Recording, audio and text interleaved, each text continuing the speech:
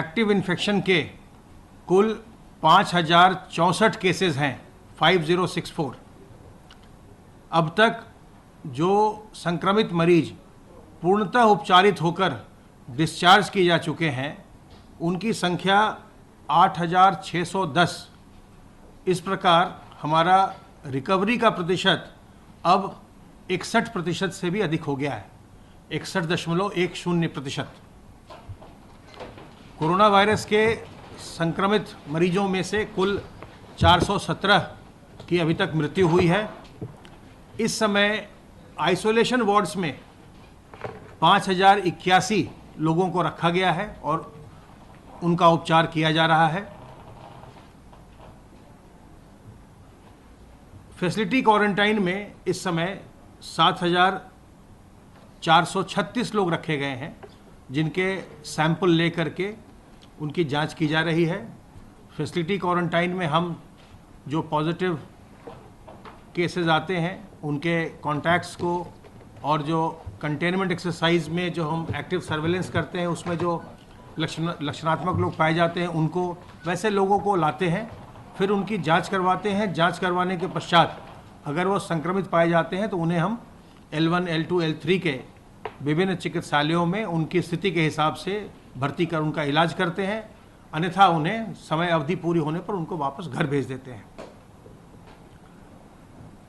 कल प्रदेश में 13,388 सैंपल्स की जांच की गई और अब तक प्रदेश में 4,66,081 सैंपल्स की जांच की जा चुकी है।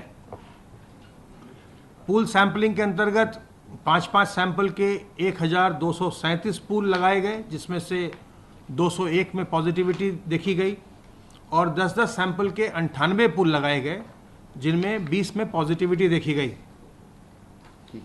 आरोग्य सेतु ऐप का लगातार उपयोग प्रदेश के द्वारा किया जा रहा है और इस क्रम में अब तक हम अपने स्टेट के मुख्यालय से, हेडक्वार्टर से 81,339 लोगों को फ़ोन कॉल्स कर चुके हैं, जिन्हें आरोग्य सेतु ऐप से अलर्ट जनरेट हुआ है। बाकी लोग जिन्हें अलर्ट जनरेट हुए हैं उनको फ़ोन करने का कार्य लगातार चल रहा है। जिनको अलर्ट जनरेट होता है उनको हम जनपदों के साथ भी वो सूचना शेयर करते हैं ताकि वो जनपदों से भी इनसे कांटेक्ट कर सकें। इसके अतिरिक्त हम हेडक्वार्टर से भी लगातार ये काम करते रहते हैं। आशा वर्कर्स निरंतर जो प्रवासी कामगार गाँव में लौटे हैं, और आप जानते हैं कि उत्तर प्रदेश में बहुत बड़ी संख्या में प्रवासी कामगार लौटे हैं। देश में किसी राज्य में इतनी अधिक संख्या में, जहां 30 लाख से अधिक लोग वापस आए हों, और किसी राज्य में इतनी बड़ी संख्या में प्रवासी कामगार लौटकर नहीं आए हैं, लेकिन उन्हें बहुत ही सुव्यवस्थित तरीके से उन्हें घर भेजा गया है और घर पर वो जो उनकी क्वारंटाइन की अवधि है उसका वो पालन कर रहे हैं और आशा वर्कर्स उनके घर जा कर के उनका हालचाल पूछ रही हैं। अगर किसी में लक्षण दिखाई पड़ रहे हैं उसकी सूचना वो उपलब्ध करा रही हैं और उस सूचना के आधार पर लोगों की जांच करवाई जा रही है और अगर किसी में संक्रमण पाया जा रहा है तो उन्हें अस्पतालों में भर्ती करके उनकी चिकित्सा का समुचित प्रबंध किया जा रहा है।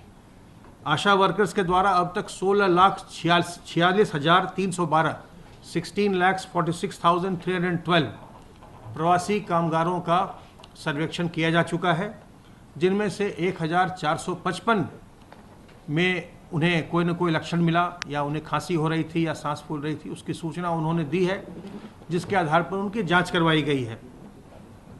ये जो हमारी ग्राम निगरानी समितियां और मोहल्ला निगरानी समितियां जो बनाई गई थी और जिन पर लगातार यहाँ से उनसे संपर्क किया गया, फ़ोन से उनसे बातचीत की गई, चाहे वो हमारे ग्राम प्रधान हों, चाहे सभासद हों, चाहे और सदस्य हों ग्राम निगरानी समितियों के, मोहल्ला निगरानी समितियों के, उसका ये परिणाम रहा है कि जो होम क्वारंटाइन था उसका बहुत अच्छे तरीके से पालन हुआ है और उसके फलस्वरूप हमने देखा कि गांव में जब हम लोगों ने सैंपलिंग करवाया तो हमने ये पाया कि दूसरे जो सदस्य हैं गांव के, जो लोग पहले से वहाँ रह रहे थे, उनके मध्य संक्रमण नहीं फैला। तो ये जो हमारे प्रवासी कामगार लौटे उन्होंने अपने सामाजिक दायित्व का भली भांति उन्होंने उसका निर्वहन किया और उसके लिए हम उनका धन्यवाद करते हैं। और हम सभी लोगों से, प्रदेश के हर एक नागरिक से ये अनुरोध करते हैं कि अगर उन्हें संक्रमण हुआ या अगर उन्हें कहीं वो बाहर से यात्रा करके आए, उन्हें क्वारंटाइन में जाने के लिए निर्देशित किया गया है, तो उसका वो अपने एक सामाजिक दायित्व को समझते हुए उसका वो पालन करें, जिससे आप अपने आस पड़ोस के अपने मित्र साथियों को संक्रमण से बचा सकेंगे। घर में भी जब आप होम क्वारंटाइन का पालन करते हैं तो आपको अपने बुजुर्गों को, गर्भवती महिलाओं को, बच्चों को और जो लोग पहले से बीमार हैं, जिन्हें किसी प्रकार की पहले से कोई बीमारी है, डायबिटीज़ है, हाइपरटेंशन है, कोई किडनी की बीमारी है या लिवर की बीमारी है, ऐसे लोग जिनके बारे में जानकारी है हमें कि वो पहले से किसी बीमारी से जूझ रहे हैं, उनसे हमें बिल्कुल दूर रहना चाहिए। उन्हें हमें संक्रमण से बिल्कुल बचाना चाहिए, क्योंकि जो भी जटिलताएं आई, जो भी इस कोरोना वायरस के संक्रमित लोगों में से जिन लोगों की मृत्यु हुई, उसमें देखा गया कि 80 से 85% लोग ऐसे हैं जिनमें पहले से कोई ना कोई बीमारी है। तो जो लोग जिनमें कोमॉर्बिडिटी होती है, उनमें जटिलता का खतरा ज़्यादा होता है। इसलिए हम सबों की ये सामाजिक जिम्मेदारी है कि हम ऐसे लोगों से जिन्हें कोई बीमारी हो, या जो लोग बुजुर्ग हैं या छोटे बच्चे हैं या गर्भवती महिलाएं, इनसे हम दूरी बना के रखें। सर्वेलेंस का कार्य हमारा निरंतर चल रहा है और अब तक हम 17,695 इलाकों में, जिसमें 5,620 हॉटस्पॉट के कंटेनमेंट एरियाज़ हैं और 12,075 नॉन हॉटस्पॉट एरियाज़ हैं, उनमें सर्वेलेंस का कार्य किया गया है। अब तक 1,21,746 टीम दिवस के माध्यम से 92,09,680 घरों का सर्वेलेंस किया गया, जिसमें 4,69,53,258 लोग रहते हैं। तो बहुत ही बड़े पैमाने पर सर्वेलेंस का कार्य हुआ है और यह कार्य निरंतर जारी है।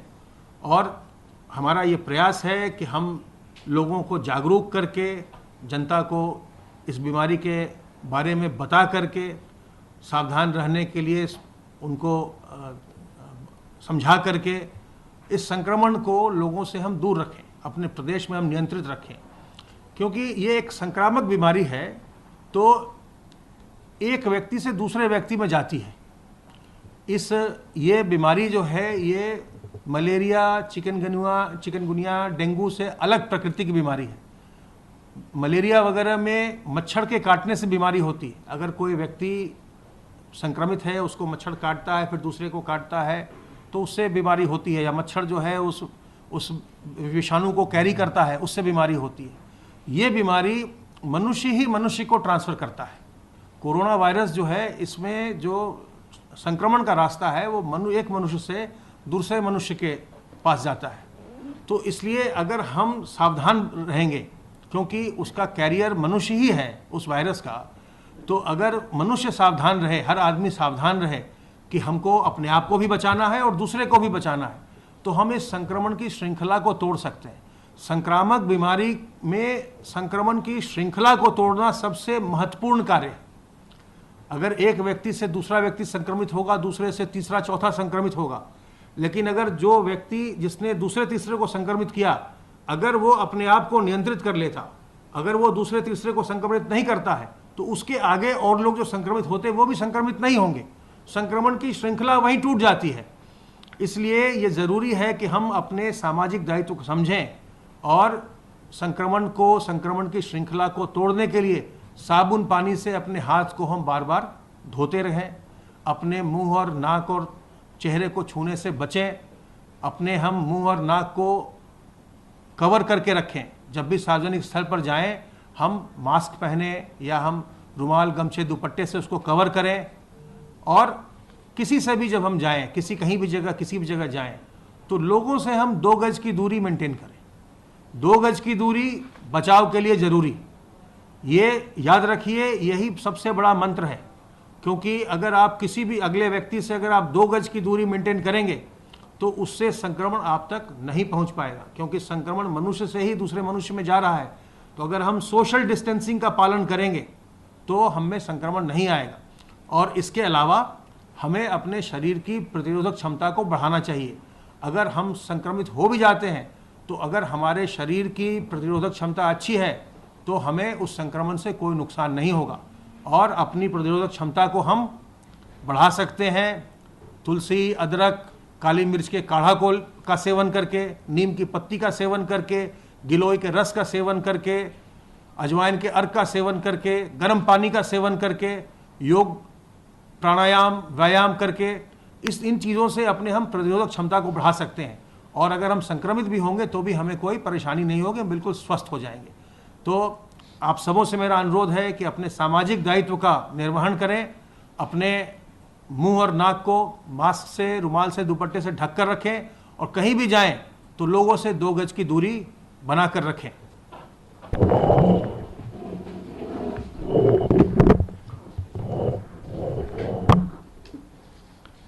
माननीय मुख्यमंत्री जी ने आज टीम 11 की बैठक लोक भवन में ली। माननीय मुख्यमंत्री जी ने बहुत स्पष्ट ये कहा है कि जहां लॉकडाउन का पालन लोगों ने किया वहां अनलॉक का मतलब भी अनुशासन है। अनलॉक भी इस शर्त पर है कि सोशल डिस्टेंसिंग मेंटेन किया जाएगा। अनलॉक भी इस शर्त पर है कि मास्क पहना जाएगा। अनलॉक भी इस शर्त पर है कि भीड़ भाड़ नहीं की जाएगी।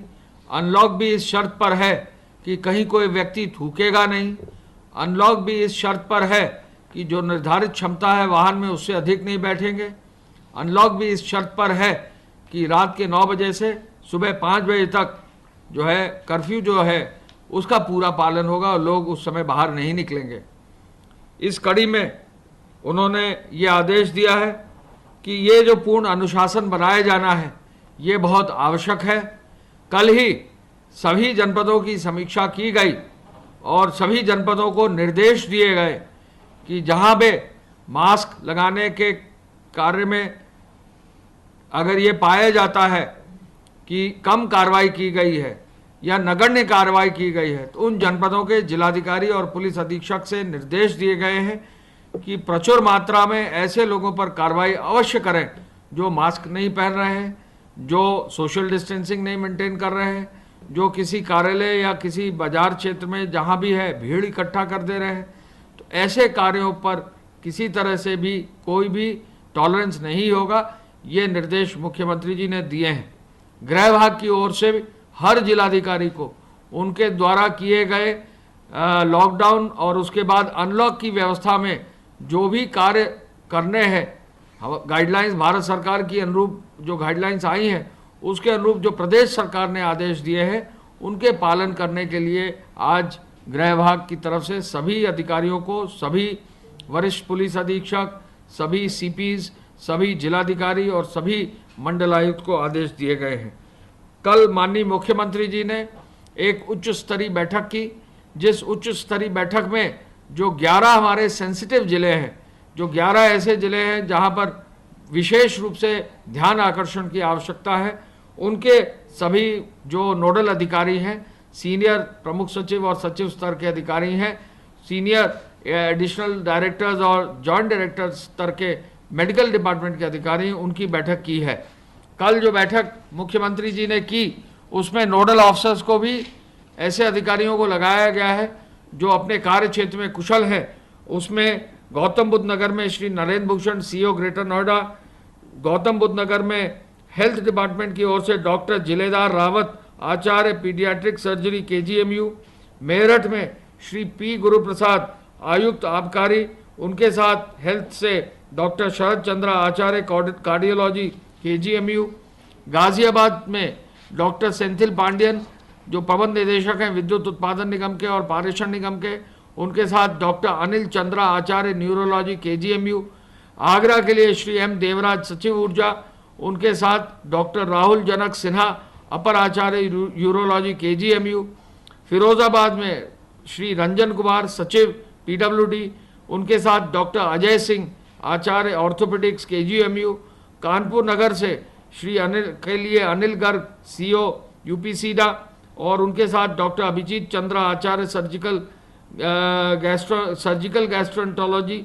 KGMU लखनऊ, अलीगढ़ के लिए श्री अनुराग यादव सचिव नगर विकास, उनके साथ डॉक्टर संजय धीरज आचार्य एनेस्थेसियोलॉजी SGPGI लखनऊ, मुरादाबाद के लिए SVS रंगाराव निबंधक सहकारी समितियां, उनके साथ डॉक्टर अरुण कुमार श्रीवास्तव अपर आचार्य न्यूरो सर्जरी विभाग SGPGI, बुलंदशहर के लिए श्री अजय चौहान आवास आयुक्त, उनके साथ डॉक्टर नवीन गर्ग आचार्य कार्डियोलॉजी SGPGI लखनऊ, झांसी के लिए श्री विकास गोठलवाल MD UP जल निगम, उनके साथ डॉक्टर मोहन गुर्जर अपर आचार्य critical care medicine SGPGI, Basti के लिए doctor Rajshekhar MD UP SRTC, उनके साथ डॉक्टर AK जायसवाल आचार्य न्यूरो सर्जरी SGPGI को भेजा गया है।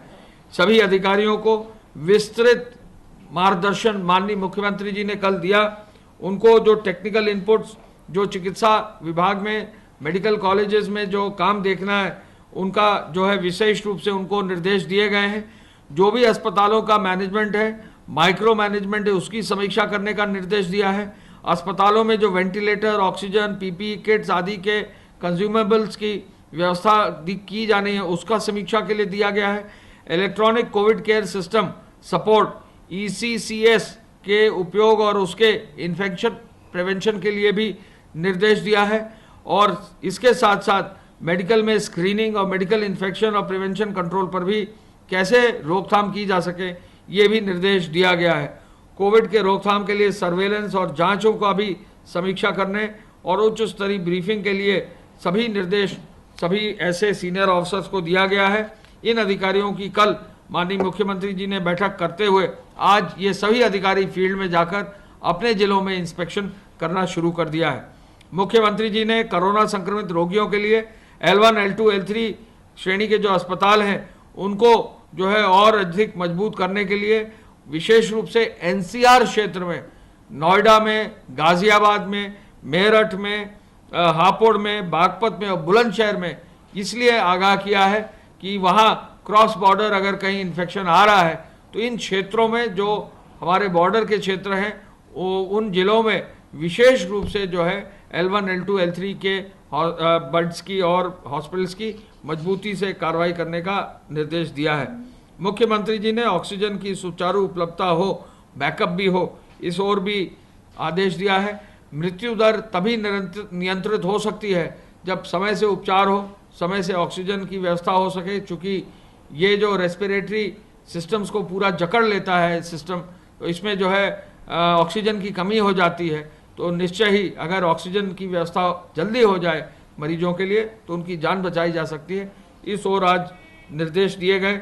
माननीय मुख्यमंत्री जी को बताया गया कि मनरेगा में आज जो है 57,12,000 श्रमिक पंचायती राज विभाग के माध्यम से जो है प्रदेश में लागू किए गए हैं।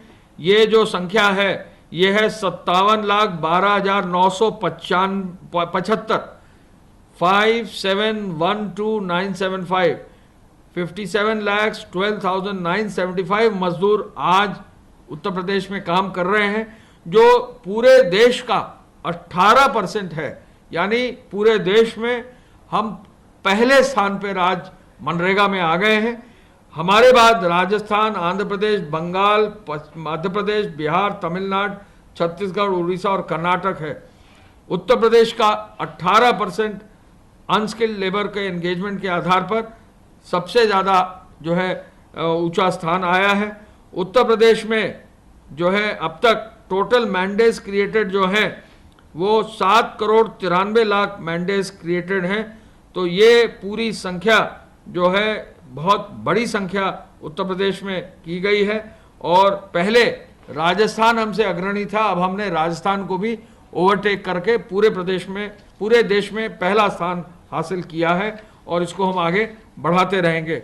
मुख्यमंत्री जी का आदेश है कि इसको और आगे 10 लाख और जो है मैंडेज में इसमें बढ़ोतरी की जा सकती है और इतनी गुंजाइश है। माननीय मुख्यमंत्री जी ने आज जो रिव्यू किया है उसमें ये भी निर्देशित किया है कि निर्माण कार्यों को भी और तेज किया जाए।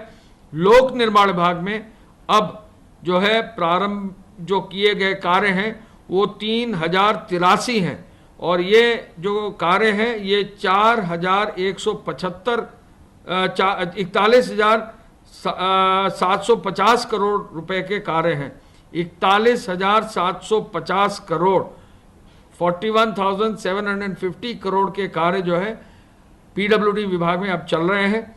कार्यों का कार्यरत जो श्रमिक हैं 41,468 41,468 हो गए हैं। मैंने मनरेगा के बारे में आपको बताया है। इसके साथ साथ अन्य विभागों में अगर देखें तो सीएनडीएस में कुल 354 प्रोजेक्ट पर 6,584 श्रमिक अब कार्य कर रहे हैं। अमृत योजना में 128 योजनाओं में 3,711 श्रमिक कार्य कर रहे हैं। हाउसिंग बोर्ड और डेवलपमेंट अथॉरिटीज में 444 योजनाओं में 9,916 लोग कार्य कर रहे हैं। तो आवास विभाग के क्षेत्र में 926 प्रोजेक्ट्स में 20,211 से अधिक लोग जो है कार्य कर रहे हैं। मैं ये भी बताना चाहूँगा कि कल तक कुल मिलाकर 1649 ट्रेन जो है प्रदेश में आ चुकी हैं। 22,26,254 लोग ट्रेन के माध्यम से आ चुके हैं।